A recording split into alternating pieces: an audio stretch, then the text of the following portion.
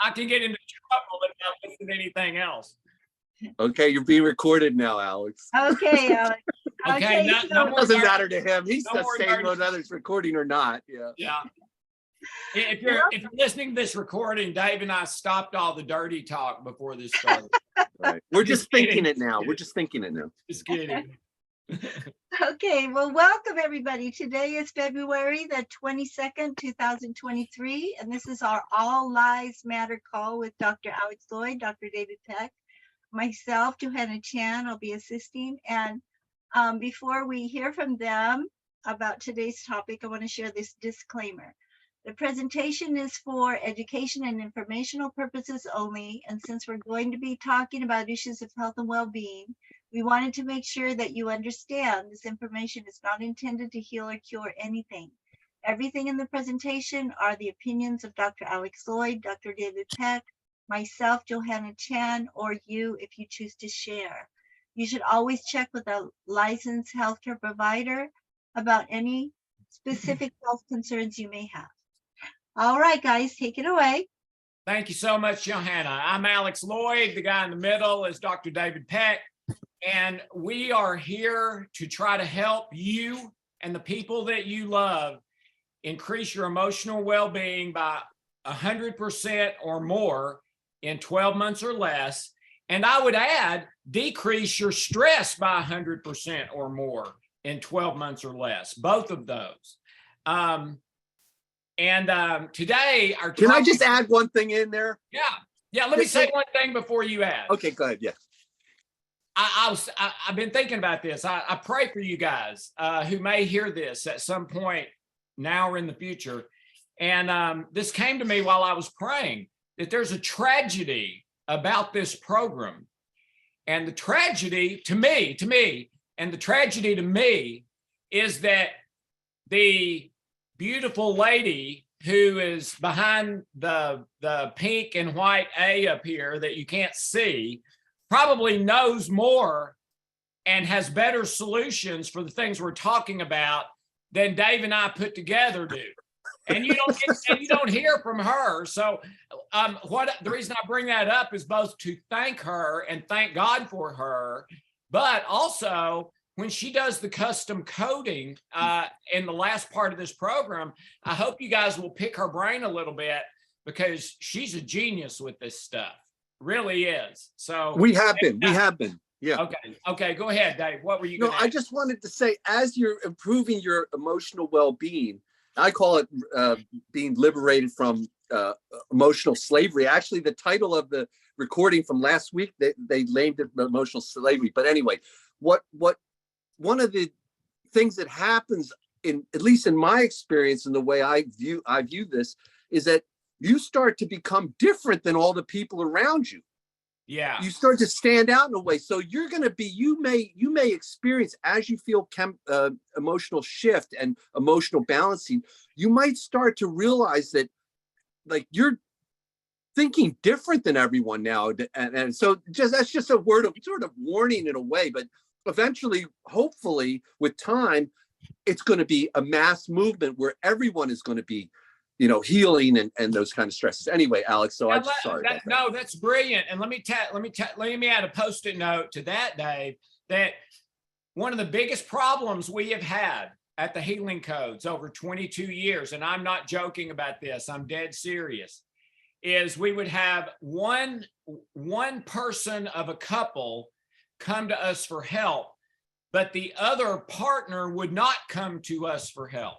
In fact, they might think this is silly or stupid or placebo or whatever. And so the one that came for help, they work with us for a while or a month or a year, 6 months, whatever. And that happens. What Dave just said happens, and they are changed in a good way. Well, one of the pitfalls of that is that their partner has not changed, or maybe hasn't changed. So sometimes they change spontaneously as their partner's healing, but sometimes not.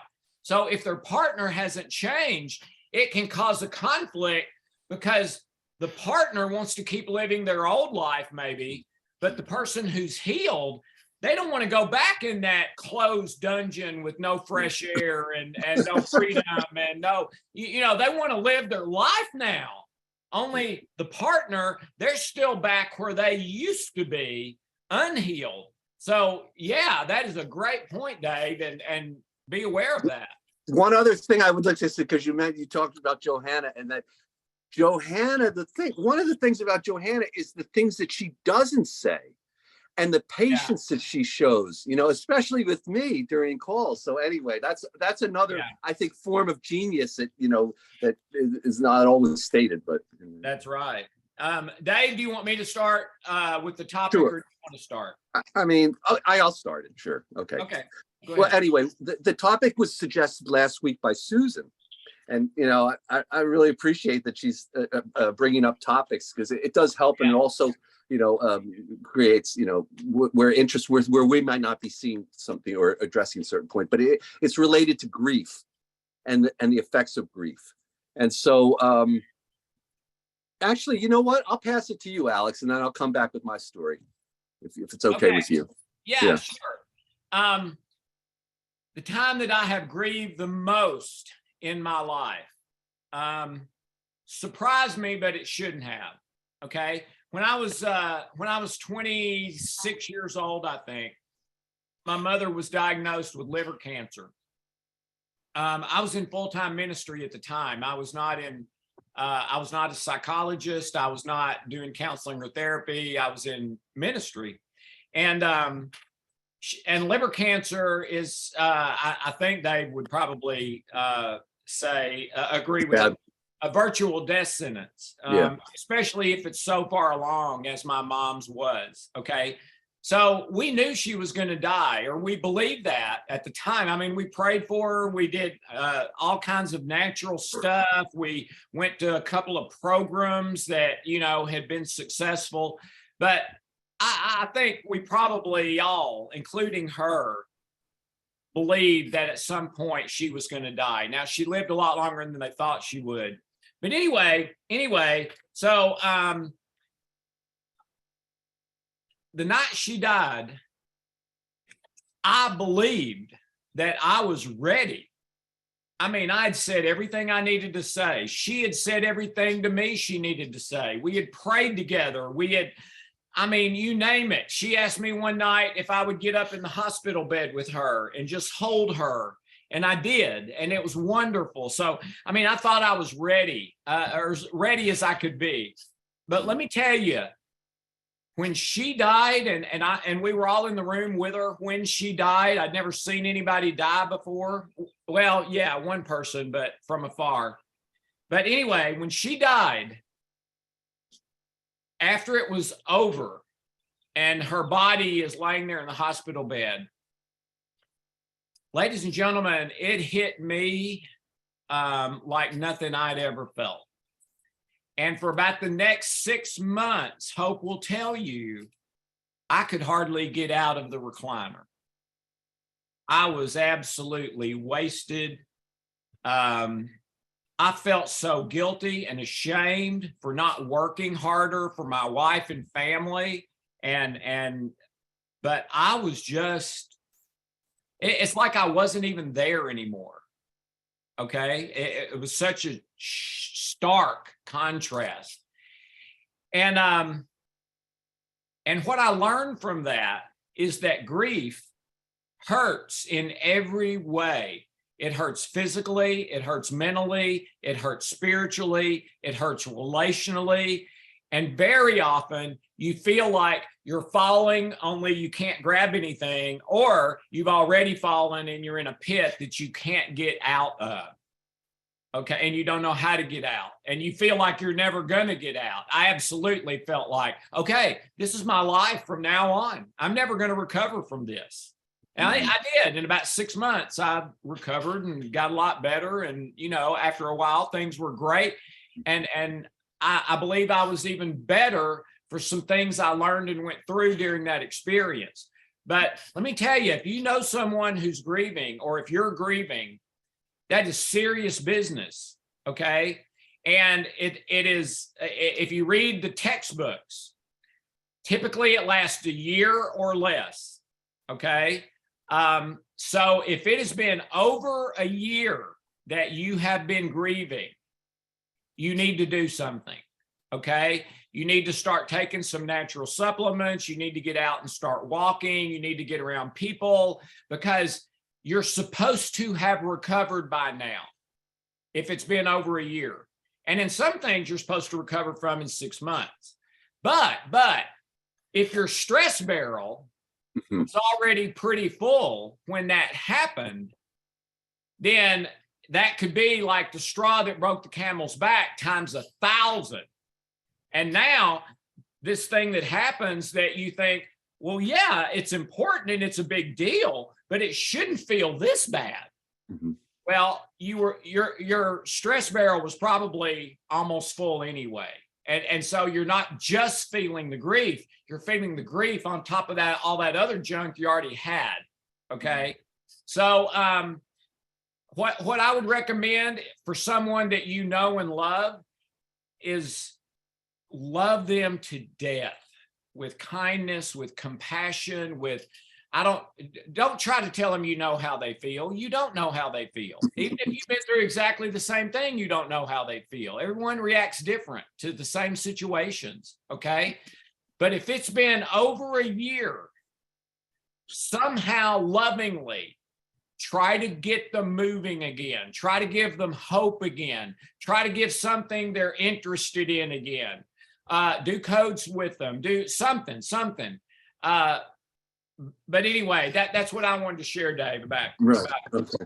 Yeah. Okay. So I experienced some very severe grief not too long ago, regarding my wife, Anna, who, so basically we were married for about 10 years from 96. And then and she actually had her first hospitalization before we got married. So it was actually surprising that I still married her anyway. So she had several hospitalizations throughout the years. And then in 2010 or 11, I think it was, she had a major break, and she was, severely delusional, and she left. She basically was hospitalized, and then she never came back. And I knew she would never come back. She never talked to the kids again. I had two boys, 9 and 11 at the time. And so she basically, we lost her basically. That the way I look at it is we lost her in 2010. Now, I stayed married to her for 10 years because I didn't want to abandon, her kind of thing. But, a person doesn't choose to become delusional. And the delusion was towards me, a lot of it, like the main thing. But so I grieved. I made efforts to get in touch with her. And eventually I gave up after a while. But as a result of this, some very good things happened. I mean, I basically was open. The Healing Code book was introduced to me by a biochemistry professor from Korea, actually, who had heard about my wife and brought the book to me, actually, and was like, this can work for you and your wife. And she gave me the book. And so, like, I was skeptical, and then I read it, and that was the 3 days and the epiphany and that kind of thing happened. But my motivation at the time was that, I didn't feel like I was solely responsible for her illness, in that, because, her sister had a very similar thing. It's sort of in the family, et cetera. But I did feel that I contributed by, just the way I was, sort of unconscious bully and that kind of thing. And so I made a real conscious effort to say, listen, I can't pass this on to my kids. So that was the motivation for me to work on myself. And that's when I found the Healing Codes, and it was perfect. Everything has pursued it further and further. So it really, the shock of it, and being a single father is very different than just being a father. Actually, I think it's clear to the single fathers, because we take on both roles. So it's a whole different situation. You have to cook, basically, make 3 meals a day. And it, But go yeah. ahead. No, but I was just going to say that as a result of this, and I mean, it was painful. I mean, it was. I mean, Anna was beautiful. She was a beautiful wife and a beautiful mother. She loved her kids. She was brilliant. You know, she was she was poetry and but I don't know. There was a lot of guilt in there. There was a lot of, you know, and she wasn't, you know, we weren't sort of by the book type people, you know, that would just play along in games. So I think in some ways she may have been targeted, you know, et cetera. You know how their sort of mob mentality is. But anyway, as a result of it, I think something very good came of it. And I was wondering, you know, because I was happy to hear you say that as a result of your grief, there was a positive thing that came out of it. But it was very much true for me. I mean, I feel great now. I mean, for a long time, there was a time when, because she used to tell me things that I didn't really understand when we were together. And then after she was gone, my God, it was like, I was getting it. I understood everything that she was telling me, and it was just amazing. And, you know, my behavior changed quite a bit. You know, I just, you know, there was like pornography and stuff before that and everything, and all that ended essentially. And still is, you know, to the day. But anyway, so there can always be a silver lining, I think. You know, I think the grieving, I'm not sure if the healing, when the healing codes came in, and I don't know at what point it was in terms of the grieving, whether I wasn't doing healing codes specifically on her death, but as a result of healing other things, I've spoken about that before, you know, I don't know, somehow it faded, you know, the grief faded. And then I guess I went through certain stages and then went to acceptance. So anyway, that's my story. I hope. If you want to know the statistics on it, here they are. Some basic statistics. Someone dies every 15 minutes, and that's in the US, not the world. In the world, 67 million people die every day, every year, 67 million every year, okay? About 20% of those, of survivors of those people, 20% of 67 million will develop what is called complicated grief. And complicated grief means it doesn't last 6 months and then you recover. It doesn't last a year and then you recover. You don't recover. And so those people go into a tailspin, and very often they come out of it in years. Very often they get help or something, but a lot of them don't. And they very often end up addicts or with severe habits that sort of rule their life. It's very, very sad. So 20% of 67 million, what is that, Dave? 20% of 67 million. What is that? 67 times 0.2. It would be 20 million. It'd be what? 15 million? 13.4 million. Okay. How many? How much? 13.4. Okay, so Wait. 13. Wait, 13, did I screw that up? Hold on. No, 13.4 million people. But those are the people that died. So all of those have at least one person they leave behind. Some of them have many. Okay.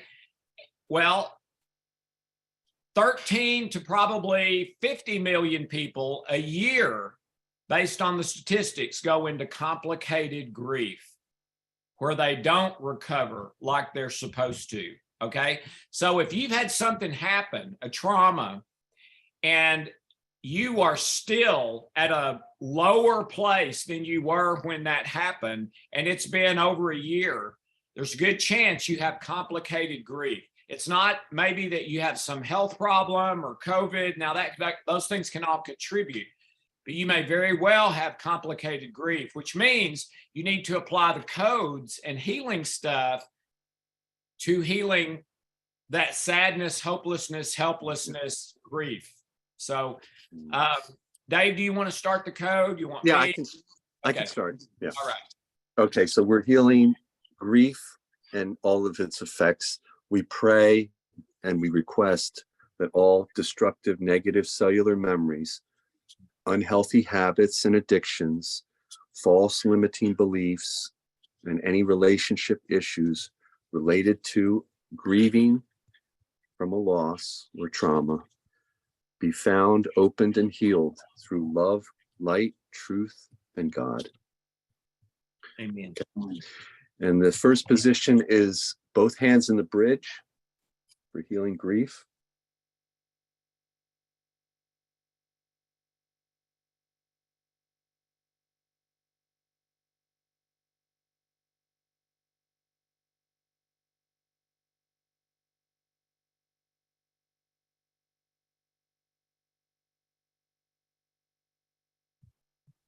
Okay, second position, left hand Adam's apple, right hand bridge.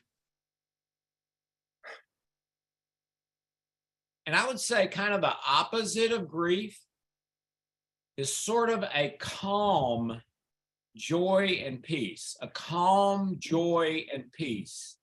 When you start to feel that low level calm joy and peace, you're coming out of it. Okay, third position, just switch, left hand bridge, right hand Adam's apple.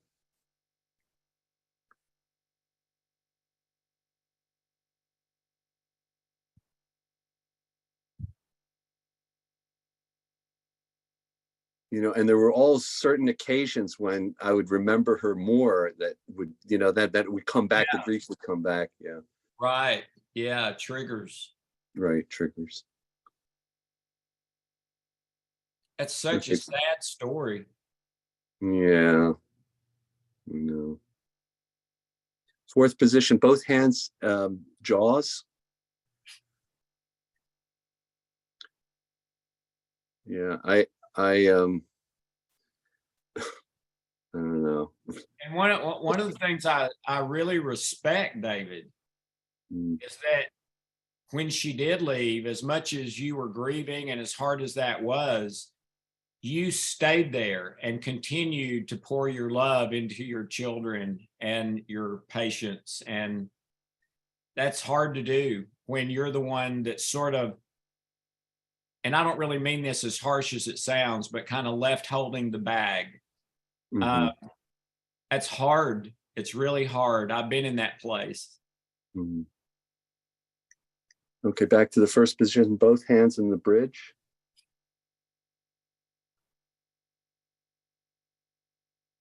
Yeah, it was a shock, but the thing was I had the two small kids. So it was really, I mean, I had to live for them, basically. I had to do everything. No, you didn't have to. You chose to, which is kudos to you, big time.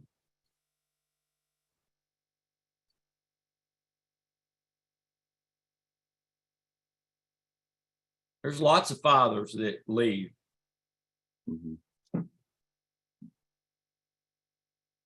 Okay, second position, left hand, Adam's apple, right hand bridge.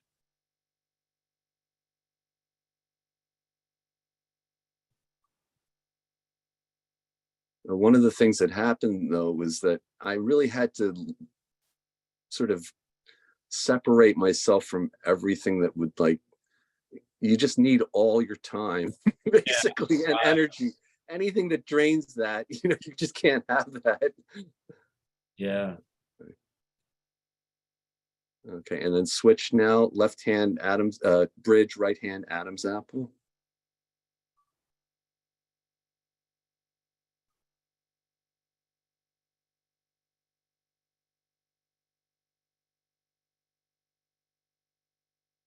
And she eventually died of lymphoma. She had a recurrence. And the one thing I didn't mention was that after about 10 years, I finally had to divorce. I mean, people were telling me, you know, you got to divorce, you know, you can't just stay there forever. And 6 months after the divorce, she was dead.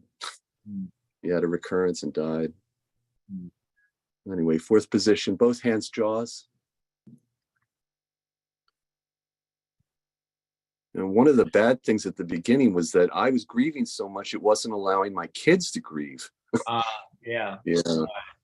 Anyway.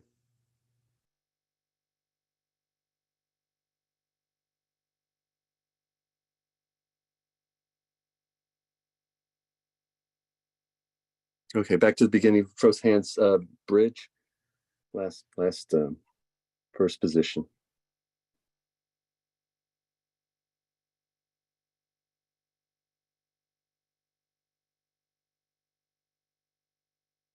Okay, that's 2 complete cycles. All right, let's do acupuncture points, and let's start with side of the hand. Temples. Collarbones. Little finger. Under the nose. Eyebrows. Thumb.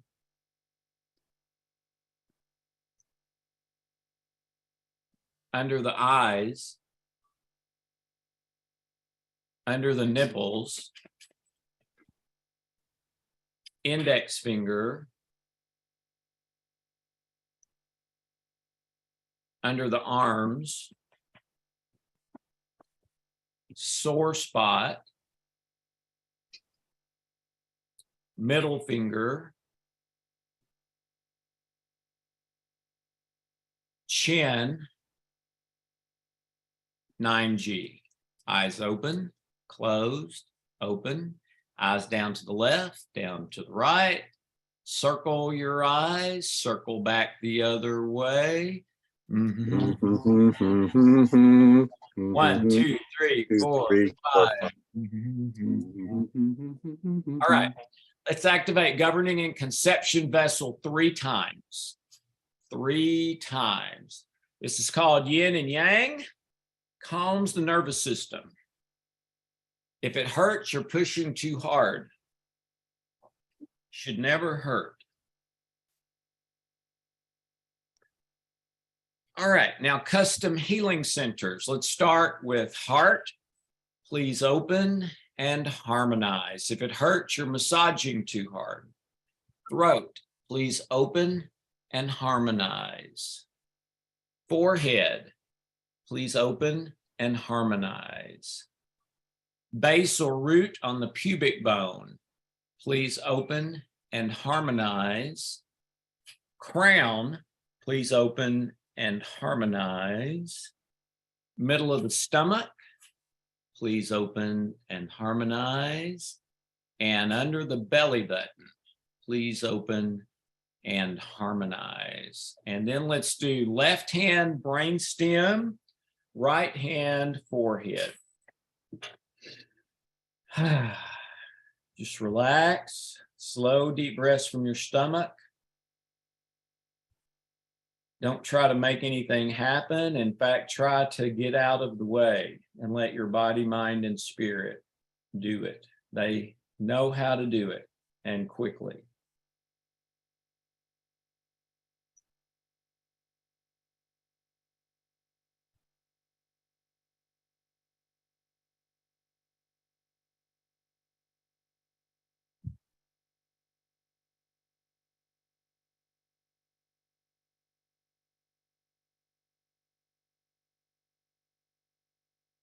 If you do this at home, I might do this section for about 2 minutes. Hands over the heart, slow, deep breaths, one right after the other. Let the code process. Usually for about a minute at least. And when you're ready, take a look at your 0 to 10, note any change. Open your eyes when you're ready. And Johanna, if we have a comment or question, I can stay a few more minutes today. I've got a little bit more time. Okay, we have one. Maybe y'all don't want me to stay, but I can stay. Yes, we do. We want you to stay the whole second half hour. Okay, *9 on your phone, everyone will raise your hand. And the first caller is going to be Barb.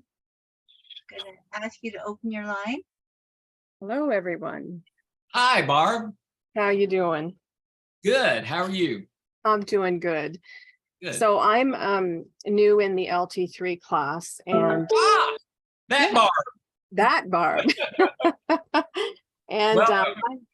I was just wondering, these codes here, can I also integrate them into what we're doing? Yeah, sure, absolutely. But just add the other LT3 stuff to it. Okay, for sure. And the Yeah. other question I have is, my 21-year-old son is quite interested in this, but he has a lot of anxiety. Mhm. Do you have to do like his voice recording in order to get specific codes for him, or can I get codes for him? You can. He could probably even use yours since he's blood. So you might have him try one of yours and just see what happens. But yeah, of course we can get him a code for him. We would need his voice recording or something, a voice scan or something in order to do that if it was going to be a custom one.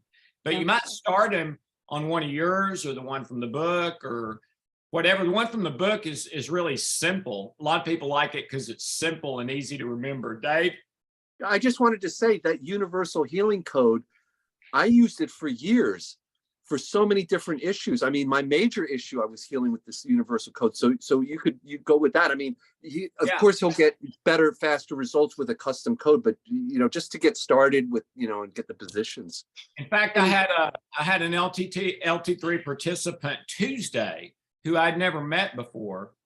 And she had been diagnosed in, I believe, 2015 with ALS and given 6 weeks to live. And somebody gave her the healing code book and she started doing it. And in 3 weeks, she was out of bed, off a feeding tube, swallowing, talking, walking, goes back. There's no trace of ALS. She said they sent her test results to ALS specialists all over the world. They all said none of them had ever seen anything like it. All she was doing was the code from the book. Alex, this is miracle healing. Yeah. I mean, it's not a miracle to you because it makes perfect sense based on stress and that kind of thing, but it's a miracle. Yeah, and that's about the 15th person by my count that we know of who's healed from ALS. And if you Google it, what you'll find from standard medicine is there's never been one person that's healed from ALS, and no one can heal from ALS because you can't heal from it. But we've had at least 15 that I know of. See, and here's the problem. If I could just jump in again, Alex, because I know there's a lot of talk about double-blind studies and randomized control. You're never going to get it. I think they're way overemphasized. You have reports like this.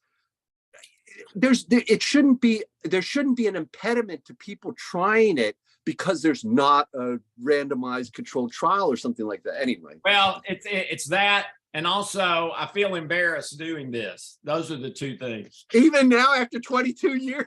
No, not me. I don't. But I mean, that's one of the biggest things people tell me is they either don't think it's going to work. There's no double-blind studies, which we have lots of now, or it's just embarrassing. It seems silly. And I agree with that. It does seem silly, but for whatever reason, it works. Oh, that's amazing. My uncle died of ALS and it was horrible. Unbelievably horrible. Yeah. But I have also just recently met someone who has liver cancer and very, very small percentage of the use of his liver anymore. So you think the universal healing codes would be a place to start him also? I would sure start. Yeah. And how many times a day would you? As many as he'll do it. Okay. And if he can find a memory or hone in on that issue, the major one, if he can. Okay. The more you dig in order, okay, what's my emotion? Have I felt that before? What was that about? The more you dig, the faster it works.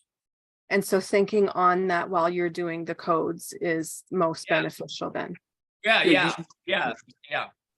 That's your intention prayer when you do the prayer at the beginning. Yeah. Right. But I think somewhere in there, I thought I was meditating on scripture. Yeah, that's what I pray the whole time when I do it. but if it's more beneficial to actually think on the emotion or where you think that childhood source came from, if that's more beneficial, then I want to go there. Well, I would do That's- both. I would do yeah. both. Okay, Yeah. perfect. Yeah. Thank you. Oh, my pleasure. All right, we have another hand up. This is Susan. You want to Susan, you're the reason for what we talked about today. Yeah. Thank you, guys. It's so good that you are open to us dropping little ideas in your path, because yes, it comes from my clients. Really, so many people have grief, and grief has a funny, pernicious little way about it that it will stay with people, and people will live with grief thinking that they can never heal, because Yeah. they just actually, they don't know they can heal. Yeah. And what I've discovered is some people who are high functioning, very capable human beings, and then grief, once they have these skilled tools, it's like their heart, I get them talking to their heart, as you talk about in memory engineering, Dr. Alex. The talking to the heart was something I'd been doing a long while, and it really works a great deal because it coheses the person with what they're here in life Right. to do, and then the cooperation starts to bring them with the whole body, the whole field of the human knows that they are able to heal because they're using the healing codes. And that's kind of a righto, let's give it to them. And so one issue after another, some very high functioning people within my clients have brought up lots of grief and discovered that they were dragging it around with them, and they weren't cognitively aware. They weren't aware in their mind that it was there.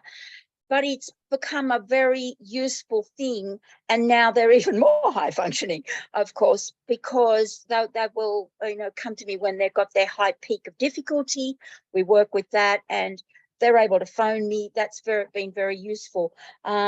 Because it's changed my entire field of energy, having the healing codes.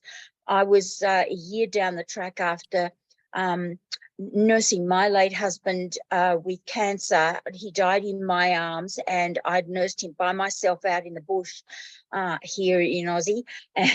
And it was just like seeing my greatest dream die in front of me, with me in my arms, because we'd had an amazing, very explosive marriage at times, but a powerful, powerful love.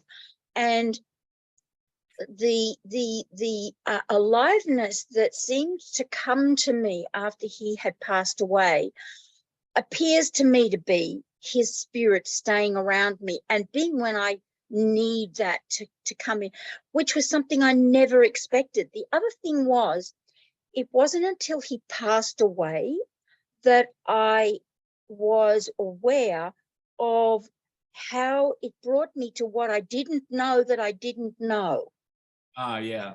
All kinds of aspects of me. Once he was, and my focus was not there and me having to take care of him, it completely opened me up, because I had been for years committed to using energy process. I started self-healing because I just was interested. I didn't think that I thought that I had anything particularly wrong with me, only to find that I had a nice big fat compost heap to get through. And so what I found was that the energy healing, I just dedicated myself to doing that every single day from the minute he passed away, even though there were some days I just didn't even feel like I wanted to get out of bed, but I wasn't going to leave that experience of coming and finding me passed away in my bed on top of that for my my child. Very important openings of me came out of that because of that dedication, and I just knew the tools I was using weren't there, so I kept on asking for more. And I needed a process I recognized was more complete than the process I was using, which happened to be the tapping, which you've put at the front end of your trilogy. EFT. That was my lead process. Ladies and gentlemen, besides Dave and Johanna, Susan, I think, is the only other person here that I've met in person. And she is one of our practitioners in Australia. So if you're in Australia and need somebody to work with, you could never find anyone better or more loving and kind than Susan. So anyway, I'm so glad you're here, Susan, and I can't wait to see you again. It's been too long. Oh, it would be so exciting. I will never forget when we did that whole pile of training we did with you, and you asked for people to come to the front, and you actually came behind me for some reason. You put your hands on my shoulders. Yeah. And your the power you put into my system was probably the most powerful I had ever felt from anybody. And so that was back in 2006. So all I can say to you, young man, is you have made massive change to yourself. And that's the beauty of having such simple tools, because I accelerated that 1 year after Rod passed away. It was when I was asking for more complete. Then the codes came to my life.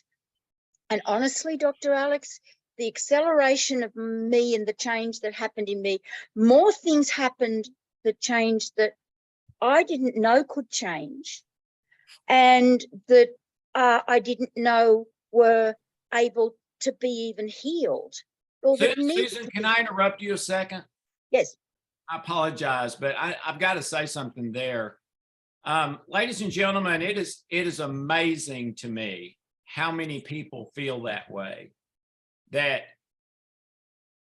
this is just the way it is. This can't be healed. I can't heal this. It's just the way I am. It's just, now that this has happened, this is my new normal. This, ladies and gentlemen, almost anything can be healed. Okay. Yes. If you can heal ALS, you can heal almost anything. Okay. So if you feel that way or know someone that does, let me tell you, there is big time hope, because almost anything can heal. I've heard that 1,000 times, and most of those people healed. So I am going to have to run. I apologize. It was so nice to be here with you. I'm going to try to stay more and more often. My schedule's just crazy right now, but I love you, Dave. Thank you, Johanna, Susan, Barb, everybody. Love you. Thank you so much. Okay. And now pick Johanna's brain. Okay. All right. So let's see. We have another caller. This is April S. I'm going to go ahead and let her ask a question, and then we'll go ahead and do the custom code. So April S., you want to open your line?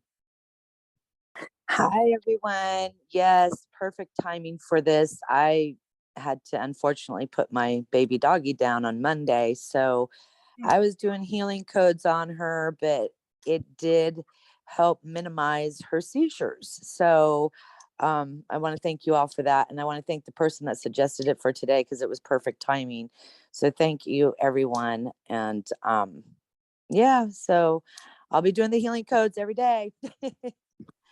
Every minute of every day. And it actually helped me get through the grieving process as well over the weekend of losing her and her going to her doggy heaven. And I know. And then of course this weather, like Johanna, I'm same kind of in the same area as Johanna, and then this crazy weather here that we're having with the winds and everything else hasn't helped it much, So yeah, it's been an interesting week. But anyways, again, I wanted to say thank you to the person that suggested this. And again, it was perfect timing. And Okay, thank that was you all. Susan. Yes, thank you, Susan. Thank you. And you guys have a blessed day. Okay. Bye. Okay, so I'm going to stop the recording now, and we'll go ahead and open the line though.